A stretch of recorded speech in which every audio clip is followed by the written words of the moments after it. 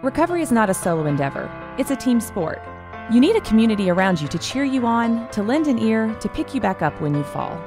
That's what Foundations Recovery Network's Life Challenge program is here for. We are a positive, motivational community aimed at breaking down life's barriers and celebrating the accomplishments along the way. Our motto is, Dear Life, Challenge Accepted. Are you up for the challenge? Go to lcaccepted.com or call 615-221-5861. Yo, what's up? This is Jacoby from Papa Roach. This is Ryan Lee. This is Wes. This is Bob Forrest. This is Rich Roll, and you're listening to Sober Guy Radio.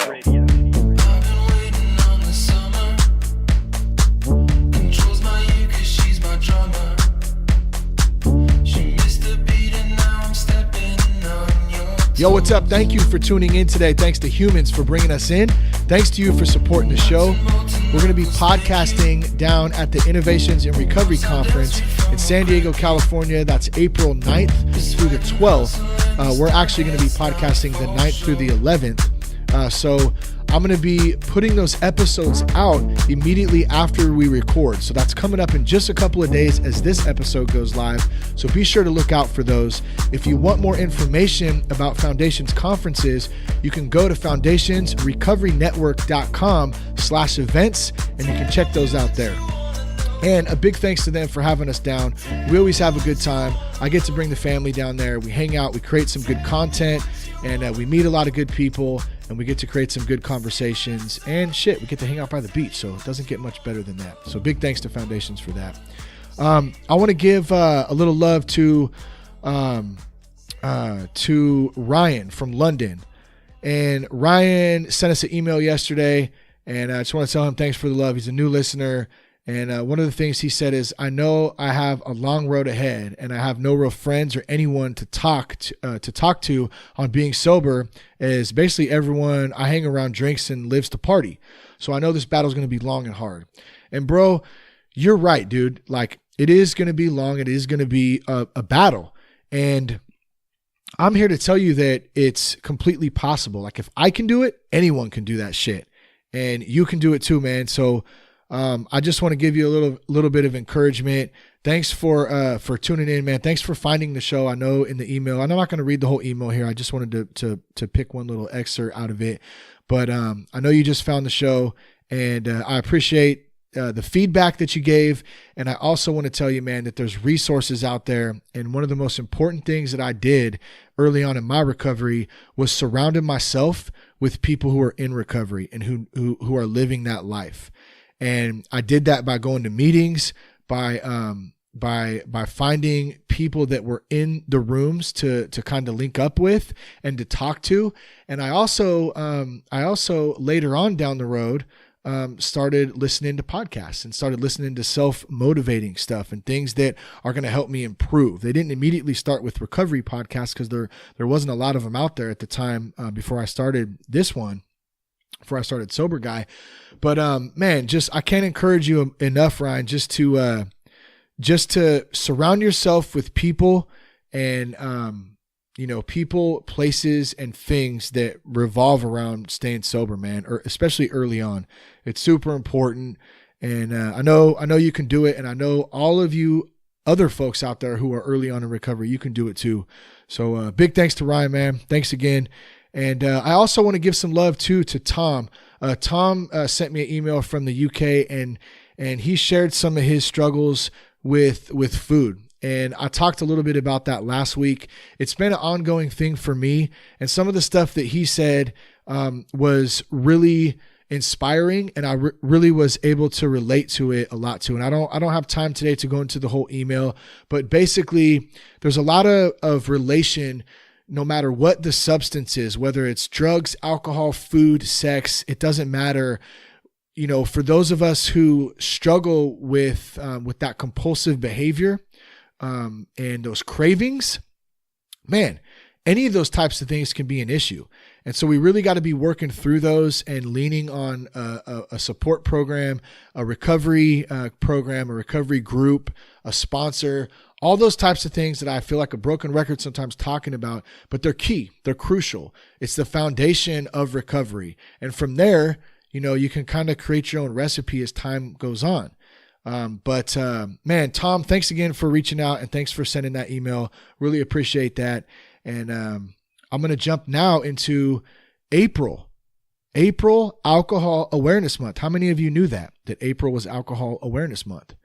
Let me give a little background about what Alcohol Awareness Month is, and then I'm going to talk about 5 warning signs that you may have an alcohol problem. So basically, it's a little bit of insight into what some of the signs might be that maybe you can ask yourself, or maybe you can ask, maybe if you listen to the show, for a loved one that you think might have a problem. I know we get some of those type of emails too sometimes. Hopefully this can help give you a little bit of insight into what an alcohol problem might look like. First, let's jump into what Alcohol Awareness Month is.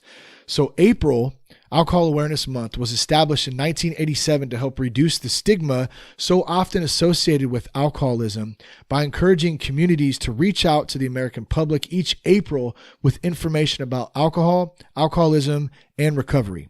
Alcoholism is a serious issue and it can be fatal if untreated. The good news is that people can and they do recover. It's estimated that as many as 20 million individuals and family members are living lives in recovery. So, I mean, you got 20 million examples right there of people who have been able to battle back against alcoholism and drug abuse too. I mean, I don't know what the numbers are in that, but I just kind of lump it all together in just addiction in general. There's relief from it. It's possible to recover from it, and it's possible to live a better, happy and healthy lifestyle free from alcohol and drugs. Definitely possible. I mean, shoot, I'm coming up on 5 years this September already, and it's flown by, but it hasn't been easy all the time, but it's possible. So this 5 warning signs that you might have an alcohol problem, I pulled this up from www.prevention.com, and I'll put the link in here. So if you'd like to check out the full article, you can do that too. But I'm going to kind of read down on these 5 signs and elaborate quickly on each one, and then we'll go from there. If you have any questions about it, about if you think you might have a problem at the end, there's a link in here, alcoholscreening.org, which will provide an online assessment for anybody who's looking to see if they might have a problem with it, and if you don't know.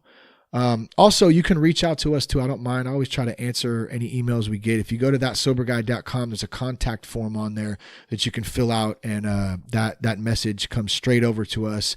And sometimes Jess will take a look at them. I see all of them. And just depending on what the situation is, if it's a loved one, then sometimes Jess will respond back. And if it's somebody immediately who's having an issue, then I'll respond back. I always respond back to all of them, even it might take me a little bit of time to get to those, but feel free to reach out and do that if you have any questions too. So 5 warning signs that you have an alcohol problem. Number 1, you're self-medicating. Self-medicating. If you reach for a bottle when you're feeling anxious or down, or as a way to cope with physical pain, see a doctor. You may need treatment for depression or anxiety disorder. Okay, so I did this often. If I felt down, I went for the bottle, or I went for the pills, or I went for the weed. If I felt up, I went for the bottle. I went for the pills. I went for the weed. Self-medicating to me is a way to escape. And I found myself self-medicating even as of recently, to go back to Tom's email and a little bit last week, with food. And for me, I can self-medicate with sugar still. So that's something that gives me pleasure. It makes me feel content. It makes me feel good at the time. Later, I feel like shit because it's a repetitive cycle. So are you self-medicating? I mean, that's a common sign right there, that there may be an issue with alcohol or with drugs, if you're using alcohol or drugs to do it. I gave the example, at least currently, of sugar or food. Whatever it is, we can self-medicate with a lot of things, but are we self-medicating to escape from reality, to escape from pain, to escape from any feelings that might be unpleasant at that time? And I like that they say in here as a way to cope with physical pain. That's another thing I've experienced as of recently. And I'm not going to dive too deep into it because I want to continue to go down this list. But I've been having some physical pain lately, and I'm not able to take any type of pills other than ibuprofen. And I don't want to at that for physical pain. And that ibuprofen hasn't been helping, And so how do I deal with that? How do I cope with that? I got to turn to other alternatives, and that comes with learning how to live a life in recovery. So I don't want to get too off track on that. If you're self-medicating, if you have a loved one who you see self-medicating, that could be a big sign that there's a problem with substance right there. Number 2, you've started drinking more. Think about the amount you've been drinking over the last 6 months or a year. Has it gradually or not so gradually gone up over time? Does it take 3 glasses of wine to experience the relaxation you once enjoyed after 1? If so, your drinking could potentially be a problem. So, what's the example here? I'll give you an example for me. It used to, in the early days of drinking, I could have a couple of beers and, actually it's probably more like a couple of tall cans and I'd be fine with that. Well, that graduated up to, vodka, vodka straight, and then pints of vodka. I used to drink vodka and chase it with beer. And I would chase it with a couple of tall cans. So that goes to, the amount of vodka I'm drinking at the same time. Basically what I'm getting at here is it gradually increased over time. And, I was very aware of it, but it was easy for me to downplay it. And there's all types of reasons I could downplay it. And I'm not going to get into that right now, but have you seen that? Have you seen your drinking gradually increase? Has it went from a couple of beers, on the weekend to now a few beers on Monday and Tuesday and maybe Thursday. And now you're having a couple shots with it on the weekends, and you can kind of see that process and also the physical feeling of it. Does it take more alcohol now to get that feeling of relaxation or that high or that feeling of peace than it did when you first started? And if so, you've started drinking more, and that's, that could potentially be an issue. So definitely something to look out for. So far we have self-medicating and you've started drinking more. That's 1 and 2. Let's move on to 3 now. Number 3 is it's always on your mind. Do you obsess about alcohol? Are you thinking about it? Are you thinking about when you'll have your next drink? Are you thinking about drinking when you're doing other things such as working or spending time with family, or maybe you're just sitting around the house and you start thinking about, man, I really want or I really need to drink right now to alleviate some of this anxiety I'm feeling maybe. People who have healthy relationships with alcohol, they don't tend to think about booze this way. They don't tend to think about, I need a drink right now to calm these nerves, often at least. So that's definitely something to think about. If you're starting to obsess about it, if you're starting to get in positions in certain situations that are intense and they start to bother you, or you start to feel anxiety about them, and your first thought is to go to, man, if I could only have a drink right now, I could calm this down. That could potentially be an issue also. Now I want to stop right there on 3 real quick. And I also want to say something too. There's different levels of alcoholism, and I'm not a doctor. I'm not a psychiatrist. I'm not a licensed anything. I'm just a dude who's been through some shit, who has talked to a lot of different people about this stuff. So this is just my personal opinion. Okay. There is a lot of people out there with different levels of an issue with alcohol. I don't know what that is for you. I don't have all the answers for you. There's some people that might struggle. They might find that they are answering yes to a couple of these, and 1 or 2 of them is a no. So you're still kind of caught in that middle ground. Here's what I would say to that. whether you think you're an alcoholic, whether you don't know if you're an alcoholic, whether you think that you're just drinking a little bit too much and you want to take a break, that would be some advice. Like, see if you can stop for 30 days and see what that feels like. First of all, see if you can do it. I couldn't do it the first couple of times. I tried to quit because I kind of did the same thing. And that's why I'm suggesting this from personal experience. I tried to stop a couple of different times, and I tried to do it on my own, and I couldn't do it. I got to 20 something days and fell off both times. And I wasn't ready yet, I guess. But what it did for me is it ingrained a little bit more each time that, wait a minute, maybe this is a bit more serious than I thought. And so that's okay to do that, to try and stop and just take a step back. Now, like I said, this all depends on where you're at. If you're falling down in the fucking gutter and you're about to lose your job and your marriage or your relationship and you're going to jail and you're getting DUIs, hey, I think that's pretty obvious. You probably have a problem. Although you'd be surprised, the denial factor is so strong sometimes that even in those circumstances, there are people, and I've talked to them before, who don't think that they have a problem still. And it's not my role to tell anybody they have a problem. That's up to you. That's up to the person to decide that, and that's only going to come in your own thought there. So, let me stop right there. Let's backtrack real quick on 5 signs you may have a problem with alcohol. You're self-medicating, number 1. You've started drinking more, number 2. Number 3, it's always on your mind. You're obsessing about it. Number 4, you have a hard time cutting yourself off. When you set limits around alcohol, such as not drinking a few nights a week or stopping after 2 drinks, do you have trouble sticking to them? If you have repeatedly broken these kinds of promises to yourself, you likely need help to manage your drinking. So, once again, this was very common for me. I'd switch off between weed and alcohol. That was a common one. I'd only smoke weed for a time. I'd quit drinking for a week, and it wasn't easy either a lot of the time. Like, I'd be, man, I wish I could drink right now, but I'm not going to do that because I was trying to prove to myself that I didn't have a problem. And so I would switch off, or I would say, here's a real fancy one for you. I'm only going to do Coke on the weekends. And I know we're kind of trying to focus on alcohol here, but it's relatable.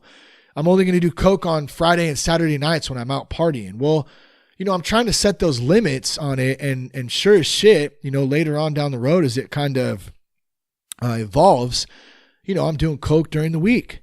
I'm doing Coke on weeknights. I'm staying up late doing it. And, those limits, when those are not working, and you're continuously breaking the kinds of promises, that's an issue. And that was a big issue for me. And here's another promise I broke off in too. I'm going to stop. I'm going to quit. I'm going to quit drinking tomorrow. I'm going to quit drinking on Monday. I'm going to stop doing Coke, period. I'm still going to drink, and I might smoke weed every now and again, but I'm going to quit that.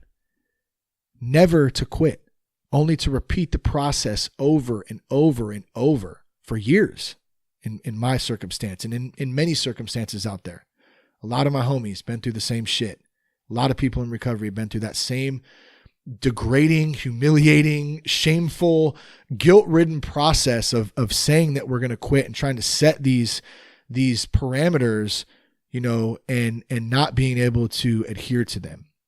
And so if that's something you're going through and you're having a hard time, cutting yourself off from that and sticking to those promises, man, that's a pretty big sign right there. That's a real big one, actually, now that I think back about my own situation.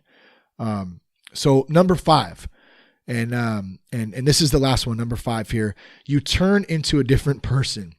Okay. So I want to give you an example, and it's about a buddy of mine, Mike, and, Mike, I haven't seen him in a while, but from what I've heard from a couple other people who've ran into him, he's sober today, and he's actually doing really, really good. He's got a wife, I think. He's really been able to change his life around, and that's awesome. I hope to actually talk to him or run into him sometime soon. But Mike was like Jekyll and Hyde, and here's an example. He could be the greatest friend and give you the shirt off of his back And I mean, literally, I think, he's one of those dudes that would do anything for one of his friends, and just a very kind and good, loyal friend when he was sober. And the minute that he got alcohol in his system, it was a completely different person. He was a fucking asshole. And I want to say, never to me, so thankfully, Mike, appreciate that. You and I always got along well, but I seen and I heard stories and seen firsthand those actions when alcohol got involved. And so that's what number 5 is talking about here. You turn into a different person. So it says, do you deviate from your morals and ethics or otherwise behave in reckless or thoughtless ways you wouldn't have otherwise when you drink? Whether you wind up driving drunk or have little lapses like gossiping or betraying a confidence, not acting like yourself under the influence is a big red flag.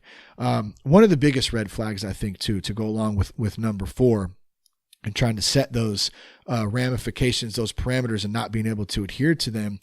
Are you getting in fights? Are you being an ass? Are you have that liquor courage? You do things that you wouldn't normally do when you're sober, and then you wake up the next morning and you kind of go, what the hell did I do? If you don't remember, that's another big red flag. Are you blacking out? Those types of things are, and I always think like, well, those are obvious, right? A lot of us think that, well, man, you got an alcohol problem. That's pretty obvious, right? Like I said, you'd be surprised how the mind is so cunning. They talk about that a lot in the big book, cunning and baffling, that as people who struggle with substance abuse, we can really trick our own minds into believing and into a state of denial that we really don't have a problem, even when all of these things are happening. So, are you having some times where you are doing things that you wouldn't normally do when you were sober? Big red flag right there. So let me just skim over the top of these one more time, and then we're going to wrap this thing up today. This was 5 warning signs you have an alcohol problem. It's at www.prevention.com. Like I said, I'll put the link in there if you want to check them out yourself. Number 1, you're self-medicating. You're reaching for the bottle when you feel anxious or down. Number 2, you've started drinking more. You're thinking about, from the first couple drinks you took, now it takes you a bit more to get drunk, or a lot more to get drunk, or to feel that relief, or that stress relief, or that relaxation. Number 3, it's always on your mind. Are you obsessing about it? Number 4, are you having a hard time cutting yourself off, or are you setting limits around alcohol and your drinking and you're not being able to adhere to those promises? That's a big red flag. And then number 5, you turn into a different person. You do things that you wouldn't normally do when you were sober. Those are all some signs that there might be an issue there. I encourage you to talk about it with someone that you trust. Reach out for help. It's not a bad thing to reach out and get some help. It's not a weak thing. It's a good thing. I can tell you from personal experience, it changed my life, and it's been one of the most amazing decisions I've ever made in my life to stop drinking and to stop using drugs and to go about my life in a sober manner. And it's fun, man. There's a lot of different things you can do in sobriety. And it really is a great way to live your life. And I ain't trying to sell you on it. I mean, I know, like, at first for me, I was like, how the fuck am I going to function sober? That sounds boring as hell. Like, I don't even know how to identify, without that. And I'll tell you what, like, things change and people can change and things can grow, and you can learn new ways to live if you apply yourself and you do the work. So if you think that you have a problem, or even if you doubt that you're a full-fledged alcoholic, like I was saying earlier, man, maybe you just want to quit for a little bit. There's many things that you can do to get some control around that. I mentioned earlier, there's an online assessment you can take. It's at alcoholscreening.org, and I'll put those in the show notes too. And it'll basically just provide you a quick gauge of the risks involved with your current level of drinking and where you're at. Like I said before, try to take a break. 30 days is a good way to explore, like, kind of what role drinking plays in your life. Like, it'll really allow you to step back for a minute and see how much alcohol is playing a role in your life. And if it turns out to be really difficult or a real struggle, maybe it's time to reach out to somebody, to talk to a doctor, talk to a therapist, go to a 12-step meeting, talk to somebody at your church, whatever it is that you do to reach out and get some help. I just encourage you to go for it. You can go to thatsoberguy.com for any more information. There's past episodes there. You can check out. There's resources. I appreciate you guys. And thank you for all the support. Thank you for the feedback. And be sure, once again, check out in just a couple of days, those Foundations podcasts are going to be coming out live, or right after we record them live. I'll be putting those things out too. April, Alcohol Awareness Month.